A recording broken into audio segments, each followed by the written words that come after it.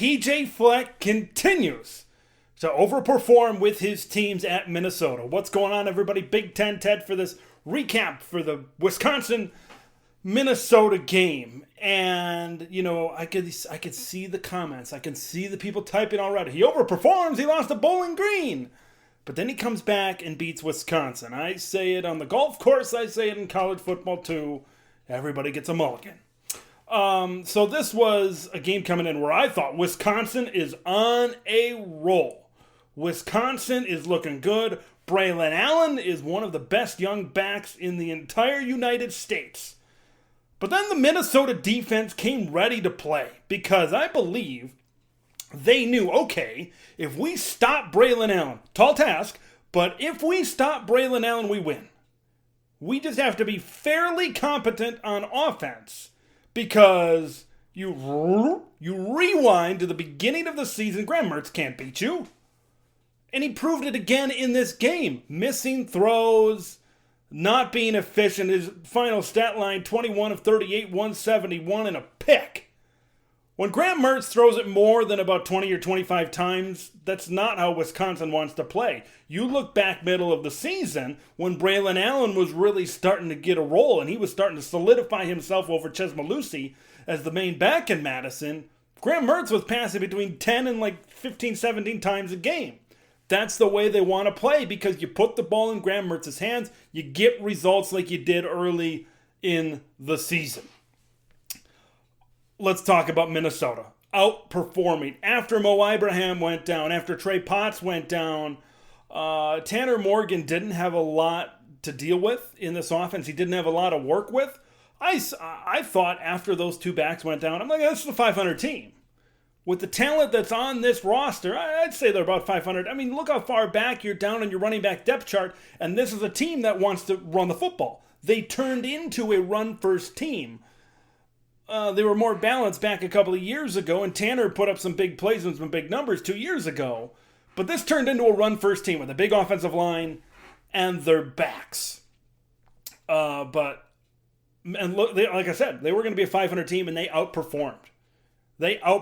Now, they had some bad losses this season, but ending on a very high note by beating Wisconsin to finish 8-4.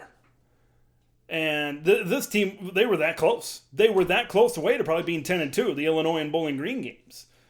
Look, every one of these years, COVID year was a throwaway year for a lot of teams. But PJ Fleck continues to show how he develops players and he gets the most. He gets every single itty-bitty ounce of talent out of each and every one of these players. Okay? He gets the best out of the team. He's the anti-Scott Frost. Okay? Where Scott continues to fail with good talent, PJ continues to really succeed and overperform with lesser talent than they're pulling in Lincoln. For both of these teams, I think Minnesota has a bright future. Wisconsin has a bright future at running back, but when is Grahmn Mertz going to figure it out? That's my question to Badger Nation. Because we go through this whole season, and Graham never really got it going. There were bits and pieces in time where it seemed like, oh, Graham's got a little momentum. Graham's looking good, but then he comes back and he doesn't perform very well. How long is it going to take? They don't really have any other options at quarterback unless they go to the transfer portal this offseason. Badgers had a shot to go to another Big Ten championship game, but deep down inside, I'm like, okay, that's fine, because let's get somebody else from the West in the Big Ten championship game. Let's give Iowa a shot. Who knows? Maybe they can upset the apple cart against Michigan in Indianapolis. But the story of this game was Minnesota's defense dialing in on Braylon Allen, stopping them, and then the Gophers doing just enough. They only rushed for 75 yards as a team. But when you hold Wisconsin to 62 yards on the ground, Grahmn Mertz ain't beating you. Minnesota just had to be halfway competent. Tanner Morgan, 11 of 16. He did what he needed to do. That's been Tanner Morgan in 2021. And the Gophers probably going to play on New Year's Day.